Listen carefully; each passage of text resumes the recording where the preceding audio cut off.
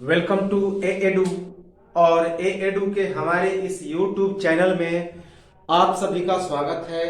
देखिए, हम लोग मध्यकालीन भारत के इतिहास को पढ़ रहे थे और मध्यकालीन भारत के इतिहास में हम लोग मुगल साम्राज्य के बारे में पढ़ रहे थे और मुगल साम्राज्य के अंतर्गत हम लोग अकबर के बारे में पढ़ रहे थे। और अकबर के बारे में हमने बहुत सारी चीजों को पढ़ लिया, जैसे कि मनसबदारी प्रथा, उसके परिचय, शासन प्रशासन, सैन्य अभियान, धार्मिक नीतियां और उसके अर्थव्यवस्था के बारे में। तो इन सभी चीजों की हमने चर्चा कर ली तथा कुछ अन्य तथ्यों की भी हमने चर्चा की। तो अन्य तथ्यों की जब हमने चर्चा की तो बहुत सारे तथ्य अभी अकबर के समय के छुपे हुए हैं, जिनको आज हम लोग देखेंगे। तो अकबर के संबंध में कुछ अन्य तथ्यों की चर्चा हम लोग करते हैं। तो पिछले वीडियो में हमने अकबर के कुछ तथ्यों की चर्चा की थी, तो उसे ही आगे हम लोग बढ़ाते हुए इसे और आगे बढ़ाते हैं। तो सबसे पहले मुगल साम्राज्य 1526 से 1707 ईस्वी तक थी और अकबर का जो शासन काल था 1556 ईस्वी से 27 अक्टूबर 1605 ईस्वी तक था। तो चलिए हम लोग आगे बढ़ाते हैं इसके और कुछ अन्य तथ्यों को। सबसे पहले अकबर ने विवाह का जो समय निर्धारित किया था, जो हम तथ्य बताने जा रहे हैं, इनसे प्रश्न लगभग आते रहते हैं, तो इन्हें आवश्यक रूप से नोट कर लेंगे, बहुत ही इंपॉर्टेंट है। तो विवाह का समय पुरुष के लिए 16 वर्ष जबकि महिलाओं के लिए 14 वर्ष निर्धारित किया। याद रखेंगे कि अकबर ने विवाह का समय पुरुषों के लिए 16 वर्ष जबकि महिलाओं के लिए 14 वर्ष निर्धारित किया था। यह काफी इंपॉर्टेंट है। इसे हम लोग अकबर के सामाजिक एवं धार्मिक नीतियों में भी लिख सकते हैं कि अकबर ने पुरुषों के लिए 16 वर्ष जबकि महिलाओं के लिए 14 वर्ष उम्र निर्धारित किया था। तो पुरुषों के लिए कितना वर्ष? 16 वर्ष, जबकि महिलाओं के लिए 14 वर्ष विवाह का उम्र निर्धारित किया था। याद रखेंगे। अकबर के समय ही प्रथम अंग्रेज यात्री आया था। तो अकबर के समय प्रथम अंग्रेज यात्री, जिसका नाम था रॉल्फ फिंच, तो रॉल्फ फिंच 1580 ईस्वी में भारत आया था और उसने भारत के वेशभूषा, बाल विवाह, रीति रिवाज, जबरन स्त्री प्रथा का वर्णन किया। तो याद रखेंगे कि 1580 ईस्वी में अकबर के समय ही प्रथम अंग्रेज यात्री रॉल्फ फिंच आया था भारत में और उसने भारत के वेशभूषा, बाल विवाह, रीति रिवाज और जबरन स्त्री प्रथा का वर्णन किया। तो याद रखेंगे कि अकबर के समय कौन अंग्रेज यात्री पहली बार भारत आया? तो 1500 ईस्वी में रॉल्फ फिंच, और उसने भारत के वेशभूषा, बाल विवाह, रीति रिवाज एवं जबरन स्त्री प्रथा का वर्णन किया। जबरन स्त्री प्रथा का मतलब होता था हरम की नीति, जो हम लोग आगे अभी देखेंगे। अकबर के द्वारा प्रकाश पूजा की शुरुआत की गई, यानी कि लाइट की पूजा का करना। तो अकबर के द्वारा फारसी में प्रकाश पूजा की शुरुआत की गई, जिसे खुदा रोज या प्रमोद दिवस के भी नाम से जाना जाता है। खुदा रोज या प्रमोद दिवस के नाम से भी प्रसिद्ध है। तो याद रखेंगे, अकबर ने एक फारसी में पूजा की शुरुआत की, जिसे प्रकाश पूजा कहा जाता है, और इसे खुदा रोज या प्रमोद दिवस भी कहा जाता है। याद रखेंगे कि अकबर ने एक खुदा रोज नामक प्रकाश पूजा की शुरुआत की, जिसे प्रमोद दिवस भी कहा जाता है, और यह पर्व जो था फारसी में मनाया जाता था अकबर के समय। तो अकबर द्वारा प्रकाश पूजा की शुरुआत फारसी में, जिसे खुदा रोज या प्रमोद दिवस के नाम से भी प्रसिद्ध था। मुराद मिर्जा का शिक्षक मानसेगीर था, याद रखेंगे। अकबर का एक पुत्र था मुराद मिर्जा, उसका एक शिक्षक था मानसेगीर, जो उससे अकबर काफी प्रभावित हुआ था अपने शासन काल में। तो मुराद मिर्जा का शिक्षक था मानसेगीर, इसे याद रखेंगे, कभी कभी पूछ लिया जाता है तो इसे नोटेबल रखेंगे कि अकबर के पुत्र का शिक्षक का नाम क्या था। मुराद मिर्जा के पुत्र का नाम, तो उसका नाम था मानसेगीर, याद रखेंगे। अकबर के समय एशिया तथा यूरोप के सभी शहरों में सबसे महत्वपूर्ण शहर कौन था? लाहौर था, याद रखेंगे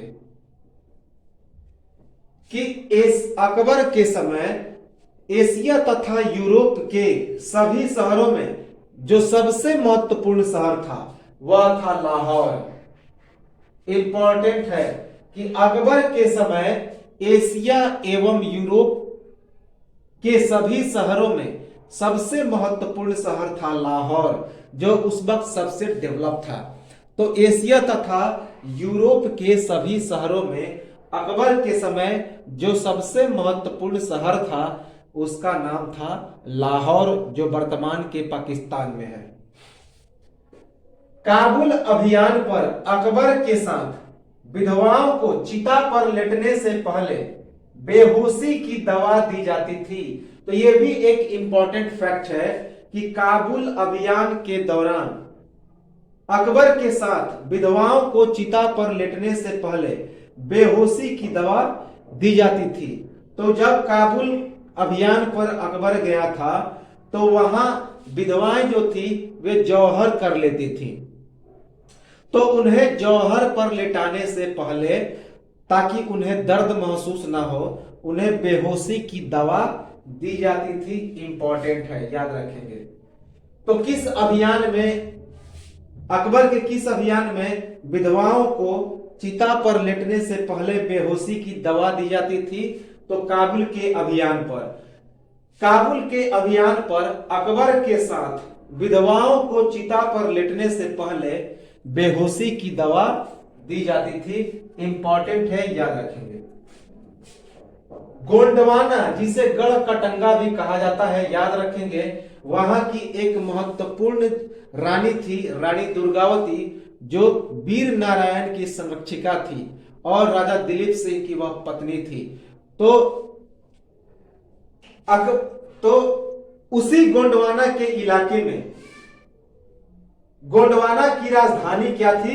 चौरागढ़, याद रखेंगे। तो गोंडवाना गढ़ कटंगा की राजधानी क्या थी? चौरागढ़। यह भी पूछा जाता है कि अकबर के समय जो रानी दुर्गावती थी उसकी राजधानी क्या थी? तो चौरागढ़ उसकी राजधानी थी, अर्थात गोंडवाना या गढ़ कटंगा की राजधानी क्या थी? तो वो चौरागढ़ थी, याद रखेंगे। जहां की महत्वपूर्ण शासिका थी रानी दुर्गावती, जिसे पाने के लिए अकबर उस पर आक्रमण करता है, लेकिन उस वक्त उस गोंडवाना का जो शासक था वह कौन था? तो उसका अल्पायु पुत्र, रानी दुर्गावती का अल्पायु पुत्र वीर नारायण, और रानी दुर्गावती उसकी संरक्षिका थी। और आपको पता होगा कि हमने ये भी बताया था कि गोंडवाना का संस्थापक था अमर सिंह या फिर संग्राम सिंह। तो उसी के पुत्र चंदेल शासक से इसकी विवाह हुई थी, तो रतन सिंह। तो गोंडवाना या गढ़ कटंगा की राजधानी क्या थी? चौरागढ़। सॉरी, कीरत सिंह, रतन सिंह नहीं, कीरत सिंह। अकबर की आत्मकथा, मोस्ट इंपॉर्टेंट, VVI। अकबर की एक आत्मकथा है, यानी अकबर की जीवनी है, जिसे आईने अकबरी कहा जाता है या अकबर नामा, जिसका मतलब होता है अकबर की कहानी। इसके रचयिता अबुल फजल हैं। और यह बात किसने कहा? तो इतिहासकार दशरथ शर्मा के अनुसार। तो एक चीज याद रखेंगे कि जो अकबर की जीवनी है, अकबर की आत्मकथा है, उसका नाम क्या है? तो आईने अकबरी है उसका नाम। और यह जो आईने अकबरी है यह अकबरनामा के नाम से भी प्रसिद्ध है, जिसका मतलब होता है अकबर की कहानी। और इसकी रचना अबुल फजल ने की थी, जो अकबर का एक नौरत्न था। तो इसकी रचयिता अबुल फजल थे। और यह बात किसने कहा? तो इतिहासकार दशरथ शर्मा ने। इतिहासकार दशरथ शर्मा के अनुसार जो अबुल फजल था उसने अकबर की आत्मकथा लिखी, याद रखेंगे।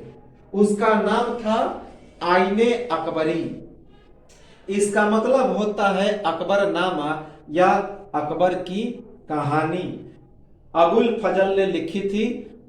यह बात किसने कहा? तो इतिहासकार दशरथ शर्मा ने। यह काफी इंपॉर्टेंट है। तत्कालीन समाज में वेश्यावृत्ति को संरक्षण प्राप्त था और वेश्यावृत्ति होने वाला स्थान हरम कहलाता था। मोस्ट इंपॉर्टेंट, तो अकबर के समय में हरम प्रसिद्ध था। हरम जहां पर स्त्रियों के साथ वेश्यावृत्ति का व्यवसाय होता था, स्त्रियों को रखा जाता था और उनसे वेश्यावृत्ति कराई जाती थी, तो वैसे स्थान को हरम कहा जाता था। ये अकबर का एक बहुत बड़ा फॉल्ट था, दोष था। तो इसे याद रखा जाएगा कि जो अकबर था उसके दरबार में क्या था? हरम था। तो तत्कालीन समाज में वेश्यावृत्ति को संरक्षण प्राप्त था और वेश्यावृत्ति से होने वाले स्थान क्या कहलाता था? हरम कहलाता था, जहां बहुत सारी स्त्रियां होती थी। अकबर ने सती प्रथा को रोका। अकबर ने सती प्रथा को रोका और सती होने वाली स्त्रियों को रोक दिया जाता था तथा सम्राट की आज्ञा से उन्हें हरम में डाल दिया जाता था, याद रखेंगे। तो देखिए, जो अकबर का तत्कालीन समाज था, उस समाज में वेश्यावृत्ति को संरक्षण प्राप्त था, अर्थात वेश्यावृत्ति पर कोई रोक टोक नहीं था, क्योंकि अकबर के दरबार में एक हरम था जहां पे स्त्रियों को लाकर रखा जाता था और उनसे वेश्यावृत्ति कराया जाता था। तो तत्कालीन समाज में वेश्यावृत्ति को संरक्षण प्राप्त था और वेश्यावृत्ति होने वाला स्थान क्या कहलाता था? तो हरम कहलाता था। इंपॉर्टेंट है, जहां बहुत सारी स्त्रियां होती थी। अकबर ने सती प्रथा को रोका। ये तो अच्छा काम किया अकबर ने कि सती प्रथा को रोका और सती होने वाली स्त्रियों को रोक दिया जाता था। जो स्त्रियां सती होने जाती उन्हें सती होने से रोक दिया जाता था। सती का मतलब होता था कि जिसके पति मर जाते थे वे स्त्रियां, उन्हें जिंदा ही चिता पर लेटा दिया जाता था या फिर खुद से भी लेट जाती थी। ये काफी बुरी परंपरा हमारे हिंदू संप्रदाय में थी। तो अकबर ने इस पर 1583 ईस्वी में रोक लगाया। ये तो अच्छा काम किया, लेकिन अकबर के आदेशानुसार इन स्त्रियों को रोककर उन्हें अपने हरम में डाल दिया जाता था। तो स्त्रियों को रोक दिया जाता तथा सम्राट की आज्ञा से उन्हें हरम में डाल दिया जाता ताकि वेश्यावृत्ति कराई जा सके। अकबर द्वारा अपनी प्रजा को बाध्य किया जाता कि वह अपने अकबर द्वारा अपने प्रजा को बाध्य किया जाता। अकबर द्वारा अपने प्रजा को बाध्य किया जाता कि वह अपने घर की स्त्रियों का नग्न प्रदर्शन करे सामूहिक रूप से। इसका उद्देश्य क्या था कि हरम के लिए चुनाव कराना। तो पहले तो सती को ही हरम में लाया जाता था, लेकिन जब रानी दुर्गावती की बहन और उसके पुत्र वधू को अकबर अपने हरम में बलपूर्वक डालता है, याद रखेंगे पिछले वीडियो में हमने इसे बताया था कि रानी दुर्गावती पर जब वह गोंडवाना में आक्रमण करता है तो गोंडवाना की जो रानी दुर्गावती थी वह तो आत्महत्या कर लेती है। हरम में जाने से बचने के लिए, अपनी इज्जत को बचाने के लिए। लेकिन अकबर क्या करता है कि रानी दुर्गावती की बहन और उसकी पुत्रवधू को बलपूर्वक ले जाकर अपने हरम में डाल देता है। तभी से यह एक परंपरा चल निकली कि जो प्रजा थे वे अपनी स्त्रियों को सामूहिक रूप से नग्न प्रदर्शन करते थे और उसमें अकबर के आदेशानुसार हरम के लिए चुनाव कराया जाता था। जो स्त्रियां अच्छी होती थी उन्हें अकबर द्वारा हरम में डाल दिया जाता था। तो यह परंपरा काफी अकबर की दुर्व्यवहार पूर्वक थी, याद रखेंगे। तो तत्कालीन समाज में वेश्यावृत्ति को संरक्षण प्राप्त था और वेश्यावृत्ति होने वाला स्थान हरम कहलाता था, जहां बहुत सारी स्त्रियां होती थीं। अकबर ने सती प्रथा को रोका और सती होने वाली स्त्रियों को रोक दिया जाता था तथा सम्राट की आज्ञा से उन्हें हरम में डाल दिया जाता था। अकबर द्वारा अपनी प्रजा को बाध्य किया जाता कि वह अपने घर की स्त्रियों का नग्न प्रदर्शन करे। किसके लिए, कैसे करे? तो सामूहिक रूप से। और इसका उद्देश्य क्या था? तो हरम के लिए चुनाव करना। तो ये इंपॉर्टेंट है, याद रखेंगे। तो अकबर की हरम नीति ये इंपॉर्टेंट है। अकबर एक बात कहा अपने हरम नीति के बारे में और यह बात उसके जीवनी में लिखा गया है, आईने अकबरी में लिखा गया है। यदि मुझे यह बुद्धिमता पहले ही जागृत हो जाता तो मैं अपनी सल्तनत की किसी भी स्त्री का अपहरण करके अपने हरम में नहीं लाता। यह बात लिखा गया है आईने अकबरी में। मैंने यह बात पिछले वीडियो में ही कहा था कि हरम नीति का अकबर बाद में पश्चाताप भी करता है और यह बात आईने अकबरी में लिखा भी गया है। तो अकबर क्या कहता है? यदि मुझे यह बुद्धिमता पहले ही जागृत हो जाती तो मैं अपनी सल्तनत की किसी भी स्त्री का अपहरण करके अपने हरम में नहीं लाता। आईने अकबरी। तो आईने अकबरी में लिखा गया है कि अकबर कहता है कि यदि मुझे यह बुद्धिमता पहले ही जागृत हो जाती तो मैं अपनी सल्तनत की किसी भी स्त्री का अपहरण करके अपने हरम में नहीं लाता। आईने अकबरी के अनुसार। एक और इंपॉर्टेंट फैक्ट है कि अकबर ने आगरा शहर का नाम क्या रखा? अकबराबाद रखा था। तो अपने नाम के आधार पर अकबर ने आगरा का नाम क्या रखा? अकबराबाद।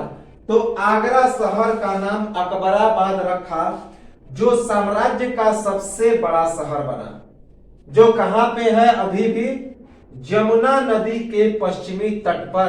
तो आगरा के किले को ही मुख्यतः आगरा कहा।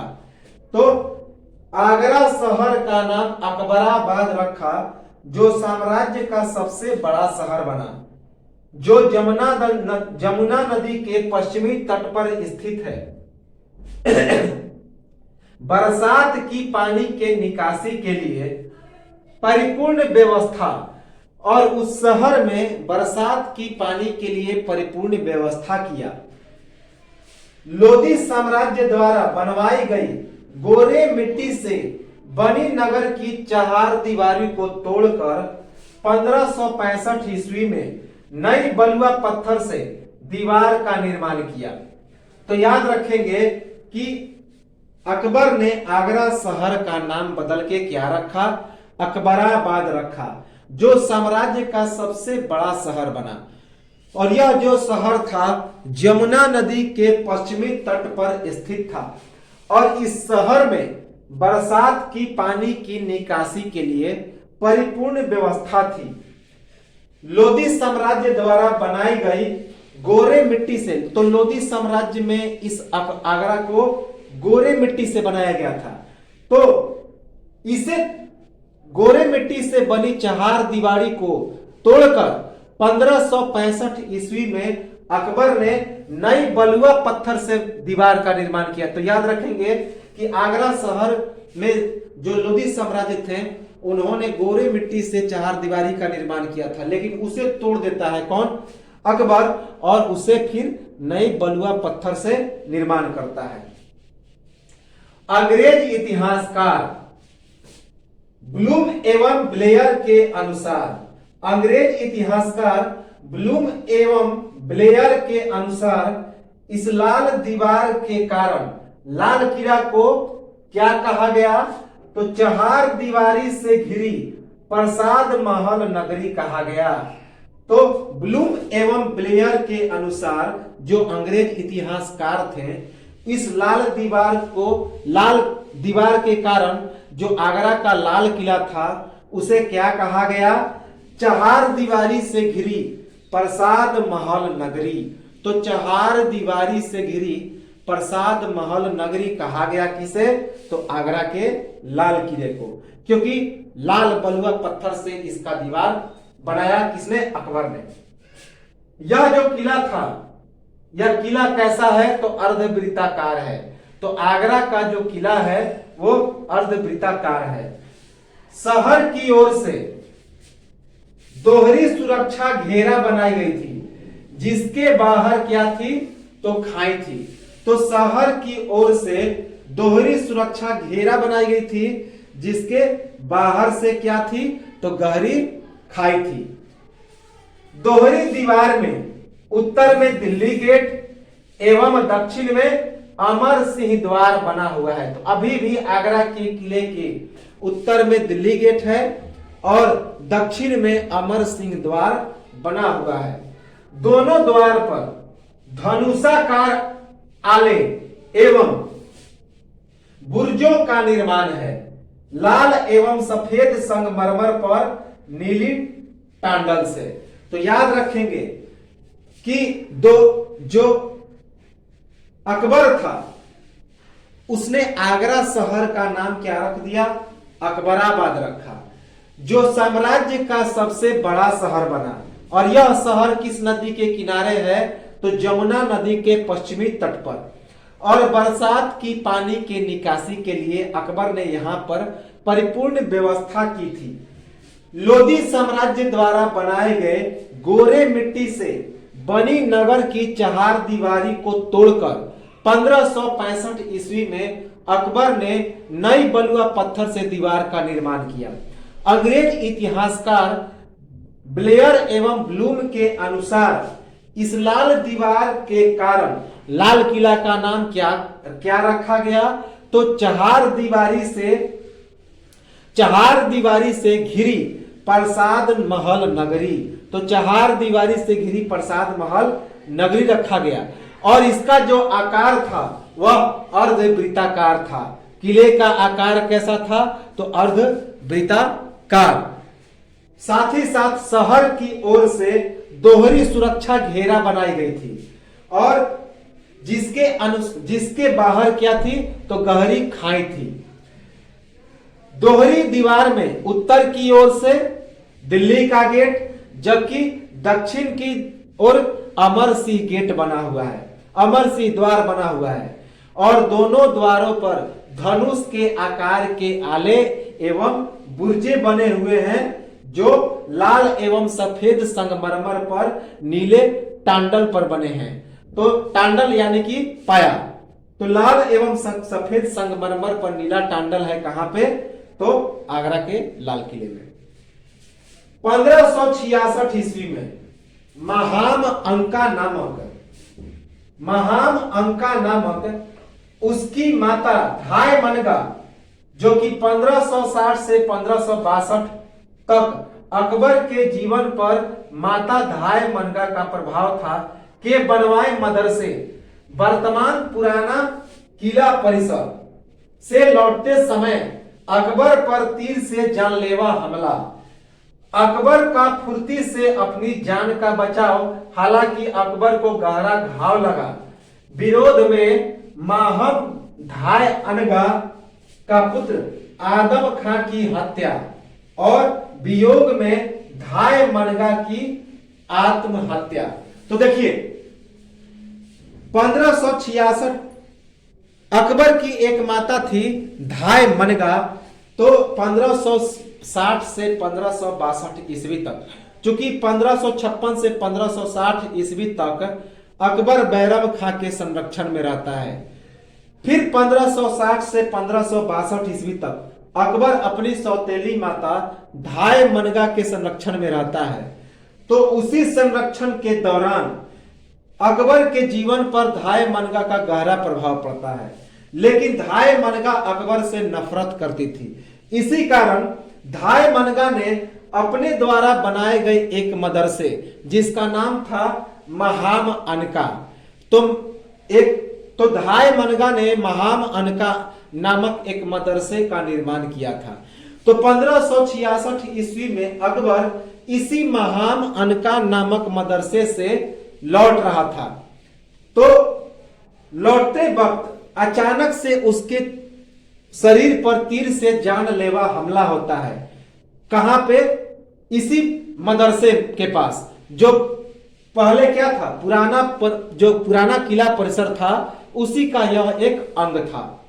तो हमला होता है, लेकिन अकबर जो था वह फुर्ती से अपनी जान का बचाव कर लेता है। हालांकि उसे गहरा घाव जरूर लगा, लेकिन जान से हाथ नहीं बैठा। तो अकबर मरा नहीं, उसे गहरा घाव लगा। और इसी विरोध में माहम धाय अनगा का पुत्र जिसका नाम था आदम खां, उसकी अकबर के द्वारा हत्या हो जाती है। और उसी वियोग में आदम खां की माता धाय मनगा आत्महत्या कर लेती है। तो याद रखेंगे कि 1566 ईस्वी में महाम अनका नामक एक मदरसे में, जो कि वर्तमान के पुराना किला परिसर में स्थित है, तो वहीं से अकबर लौट रहा था। तो लौटने के दरमियान अकबर पर तीर से जानलेवा हमला होता है। और यह षड्यंत्र किसके द्वारा रचा गया था? तो अकबर की सौतेली माता धाय मनगा के द्वारा, जो 1560 से 1562 ईस्वी तक अकबर का संरक्षण करती है। और इस दरमियान अकबर के जीवन पर धाय मनगा का गहरा प्रभाव भी पड़ता है। हालांकि धाय मनगा अकबर से काफी नफरत करती थी, क्योंकि उसकी सौतेली माता थी। तो जब जानलेवा हमला होता है अकबर पर, तो अकबर फुर्ती से अपनी जान का बचाव करता है। हालांकि उसे इस हमले में गहरा घाव जरूर लगता है। विरोध में माहम धाय अनगा का पुत्र जिसका नाम था आदम खां, उसकी हत्या हो जाती है अकबर के द्वारा। और इसके वियोग में जो धाय मनगा थी वह आत्महत्या कर लेती है। याद रखेंगे 1562 ईस्वी में एक और इंपॉर्टेंट फैक्ट है। 1562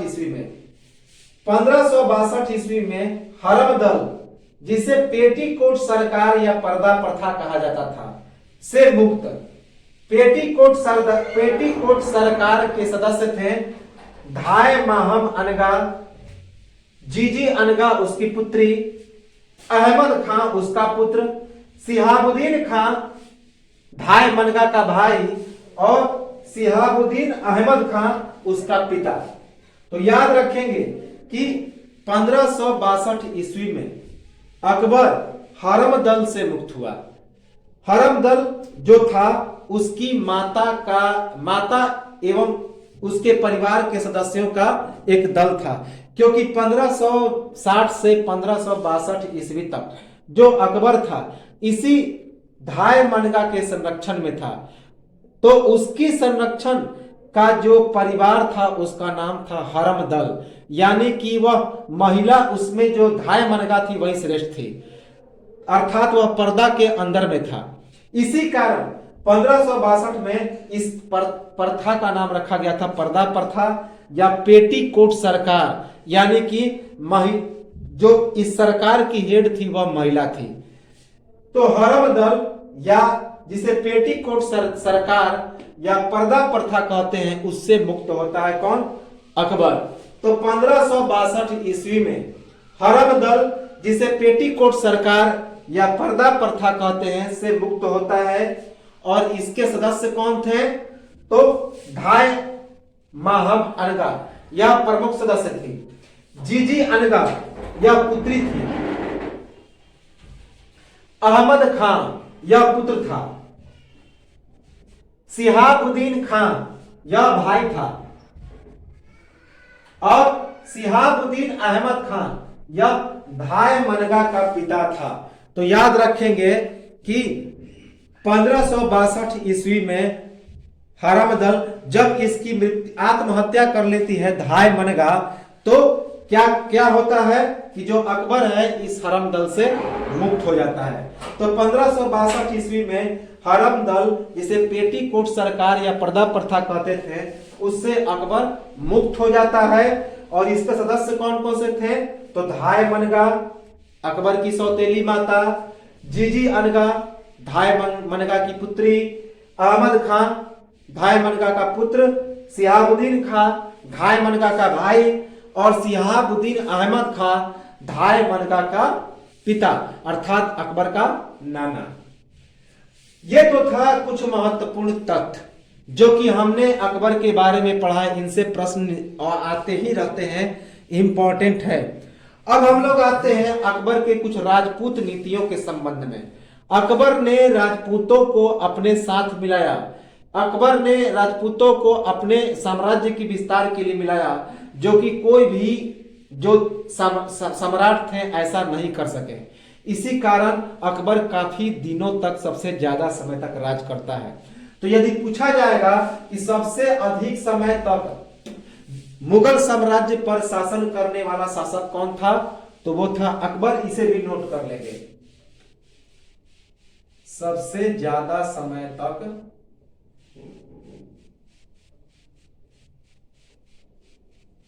यानी कि 49 वर्ष शासन करने वाला मुगल सम्राट।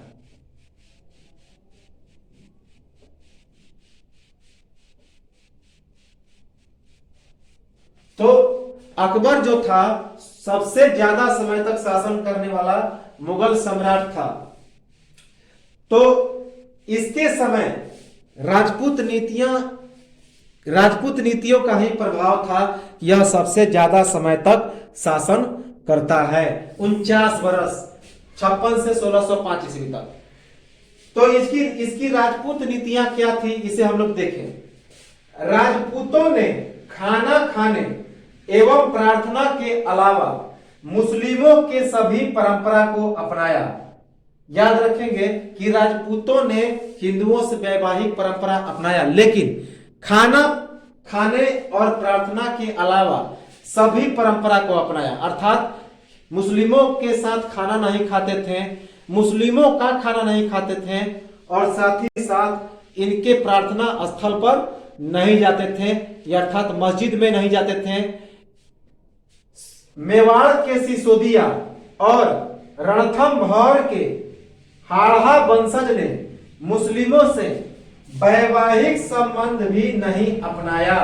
तो ये पूछा जाता है कि अकबर के समय मुस्लिमों से कौन कौन सा वंश ने वैवाहिक संबंध स्थापित नहीं किया। तो एक था मेवाड़ का सिसोदिया वंश और दूसरा था रणथंभौर का ढाढ़ा वंशज ने मुस्लिमों से वैवाहिक संबंध भी नहीं अपनाया। अकबर के प्रसिद्ध दरबारी मान सिंह अकबर की ओर से एक हाड़ा शासक सुरजन सिंह हाड़ा के पास एक संबंध प्रस्ताव लेकर गए, पर सुरजन सिंह हाड़ा ने इसे इस शर्त पर अस्वीकार किया। इस शर्त पर स्वीकार किया कि अपने किसी पुत्री का विवाह अकबर से नहीं करेंगे।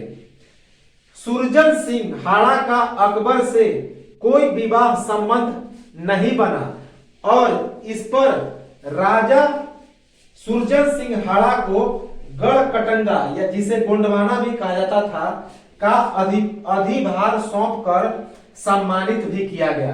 कारण क्या था कि गढ़ सिवान के राठौर कल्याण दास ने मोटा राजा उदय सिंह, मोटा राजा गुजरात के राजा को मोटा राजा कहते थे, तो मोटा राजा उदय सिंह और जहांगीर को जान से मारने की धमकी दी थी, क्योंकि उदय सिंह ने अपनी पुत्री जगत गोसाई का विवाह अकबर के पुत्र जहांगीर से करने का निश्चय किया था। तो याद रखेंगे, देखिए, राजपूतों ने खाना खाने एवं प्रार्थना के अलावा मुस्लिमों के सभी परंपरा को अपनाया था, लेकिन दो राजपूत शासक थे, दो राजपूतों का वंश था जिन्होंने वैवाहिक संबंध भी नहीं अपनाया अकबर के मुसलमानों से। एक था मेवाड़ का सिसोदिया वंश और दूसरा था रणथंभौर का हाड़ा वंश। तो रणथंभौर का हाड़ा वंश और मेवाड़ का सिसोदिया वंश, इन्होंने मुस्लिमों से वैवाहिक संबंध भी नहीं अपनाया। अकबर का दरबारी जो था मान सिंह, एक बार अकबर की ओर से हाड़ा वंश का एक शासक था सुरजन सिंह हाड़ा, उसके पास एक संबंध प्रस्ताव लेकर गया, लेकिन सुरजन सिंह हाड़ा ने इस प्रस्ताव को इस शर्त पर स्वीकारा कि अपनी किसी भी पुत्री का विवाह अकबर से नहीं करेगा, और इस कारण सुरजन सिंह हाड़ा का अकबर से कोई वैवाहिक संबंध नहीं बना। और इससे प्रसन्न होकर, क्योंकि यह मुसलमानों से कोई संबंध नहीं रखा, तो इससे प्रसन्न होकर जो राजा था कल्याण सिंह सुरजन सिंह हाड़ा को गढ़कटंगा, जिसे गोंडवाना कहते थे, रानी दुर्गावती का इलाका, वहां का क्या बना देता है, अधिभार सौंपकर सम्मानित करता है। यानी कि गढ़कटंगा का उसे शासक बना देता है और उसे शासक बनाकर सम्मानित करता है। इसका कारण क्या था कि गढ़ सिवान का जो राठौर था, जिसका नाम था कल्याण दास राठौर यानी राजा, उसने मोटा राजा राव उदय सिंह, अर्थात गुजरात का राजा उदय सिंह, याद रखेंगे 1572 में गुजरात के राजा उदय सिंह को अकबर ने पराजित किया था। उसी उदय सिंह और जहांगीर को जान से मारने की धमकी दी थी। किसने? तो गढ़ सिवान का राठौर कल्याण दास ने। क्यों जान से मारने की धमकी दी थी? क्योंकि उदय सिंह ने अपनी पुत्री जगत गोसाई का विवाह किससे करने का निश्चय किया था? तो अकबर के पुत्र जहांगीर से। और इस पर अकबर द्वारा कल्याण दास पर आक्रमण किया जाता है। तो अकबर द्वारा कल्याण दास पर आक्रमण किया जाता है और इस आक्रमण के दौरान राजपूत स्त्रियों का जौहर होता है। बहुत सारी राजपूत स्त्रियां अपने आप को आग में धकेल लेती है। अकबर के हरम में धार्मिक स्वतंत्रता देने की परंपरा शुरू हो गई। अब इससे अकबर नाखुश हो गया। अकबर ने देखा कि बहुत सारी स्त्रियों के धर्म का हनन हो रहा है, कि इसीलिए उसने राजपूत स्त्रियों पर जुल्म न ढाते हुए अपने हरम में धार्मिक स्वतंत्रता देने की परंपरा भी शुरू कर दी। यह अकबर द्वारा धार्मिक सहिष्णुता का परिचय देता है। अकबर द्वारा, और इससे नौकरियों एवं रोजगार के अवसर खुले तथा प्रशासन क्या हो गया? सुदृढ़ हो गया। जब अकबर ने धार्मिक स्वतंत्रता देने की शुरू की तो इससे नौकरियों एवं रोजगार के अवसर खुले। अब इसमें सभी जाति के लोग आ सकते थे। तो याद रखेंगे, काफी इंपॉर्टेंट यह फैक्ट है कि राजपूतों ने खाना खाने एवं प्रार्थना के अलावा मुस्लिमों के सभी परंपराओं को अपनाया। मेवाड़ के सिसोदिया और रणथंभौर के हाड़ा वंशज ने मुस्लिमों से वैवाहिक संबंध भी नहीं अपनाया। अकबर के प्रसिद्ध दरबारी मान सिंह अकबर की ओर से एक हाड़ा शासक सुरजन सिंह द्वारा हाड़ा के पास एक संबंध प्रस्ताव लेकर गए, पर सुरजन सिंह हाड़ा ने इसे इस शर्त पर स्वीकार किया कि वे अपने किसी भी पुत्री का विवाह अकबर से नहीं करेंगे। सुरजन सिंह हाड़ा का अकबर से कोई वैवाहिक संबंध नहीं बना और इस पर राजा सुरजन सिंह हाड़ा को गढ़कटंगा या फिर गोंडवाना का अधिभार सौंपकर सम्मानित किया गया। इसका कारण था कि गढ़ सिवान के राठौर कल्याण दास ने मोटा राजा राव उदय सिंह और जहांगीर को जान से मारने की धमकी दी थी, क्योंकि उदय सिंह ने अपनी पुत्री जगत गोसाई का विवाह अकबर के पुत्र जहांगीर से करने का निश्चय किया था और इस पर अकबर द्वारा कल्याण दास पर आक्रमण होता है और बहुत सारी राजपूत स्त्रियों का जौहर होता है। अकबर के हरम में धार्मिक स्वतंत्रता देने की परंपरा शुरू हो जाती है और इससे अकबर द्वारा धार्मिक सहिष्णुता का परिचय भी मिलता है और इस प्रकार नौकरियों एवं रोजगार के अवसर खुल जाते हैं और प्रशासन काफी सुदृढ़ होने लगता है। याद रखेंगे। राजपूत नीति का क्या कारण था? तो राजपूत नीति के 3 कारण थे। पहला, अफगानों के चुनौती का सामना करने हेतु, चूंकि अफगानों का चुनौती की सामना करना था तो मुगल अकेले नहीं कर सकते थे, इसीलिए अफगानों की चुनौती का सामना करने के लिए राजपूतों का सहयोग जरूरी था। मुगल सामंत वर्ग और उजबेगों की उदंडता को शांत करना, मुगल सामंत वर्ग और जो उजबेग थे उनके उदंडता को शांत करने के लिए भी राजपूतों का सहयोग जरूरी था। राजपूतों का क्षेत्र भौगोलिक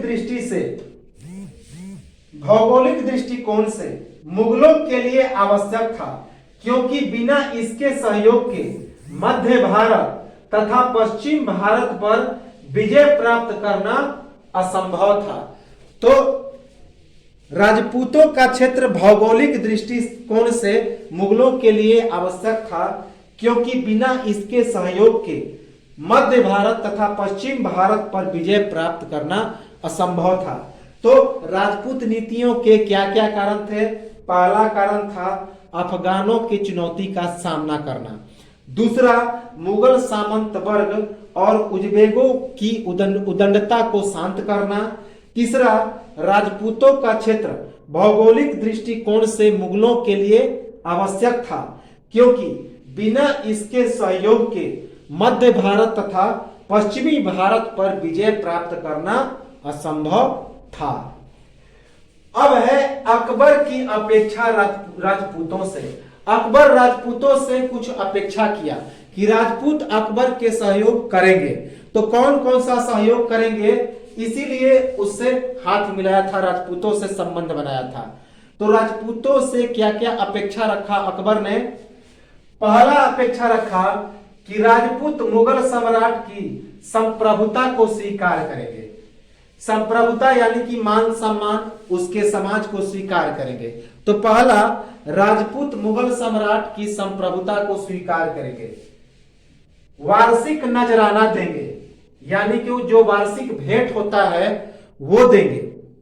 सैनिक सेवा प्रदान करेंगे, तो सैन्य सहायता प्रदान करेंगे। अन्य राजवंशों से विवाद की स्थिति में मुगलों की मध्यस्थता स्वीकार करेंगे। तो जब अन्य राजवंशों से विवाद की स्थिति होगी तो मुगलों की मध्यस्थता स्वीकार करेंगे, यानी कि मुगलों के साथ मध्यस्थ करेंगे, मुगलों के पक्ष में बात करेंगे। किसी भी परिस्थिति में संधि का उल्लंघन नहीं करेंगे, तो किसी भी परिस्थिति में संधि का उल्लंघन नहीं करेंगे। तो अकबर राजपूतों से क्या क्या अपेक्षा रखा? पहला अपेक्षा रखा कि राजपूत मुगल सम्राट की संप्रभुता को स्वीकार करेंगे, यानी कि मुगल सम्राट के समाज को स्वीकार करेंगे, उसके मान सम्मान को स्वीकार करेंगे। वार्षिक नजराना देंगे, यानी कि जो वार्षिक भेंट होता है वह देंगे। सैनिक सहायता प्रदान करेंगे, सैनिक सेवा प्रदान करेंगे। अन्य राजवंशों से विवाद की स्थिति में मुगलों की मध्यस्थता स्वीकार करेंगे और किसी भी परिस्थिति में संधि का उल्लंघन नहीं करेंगे।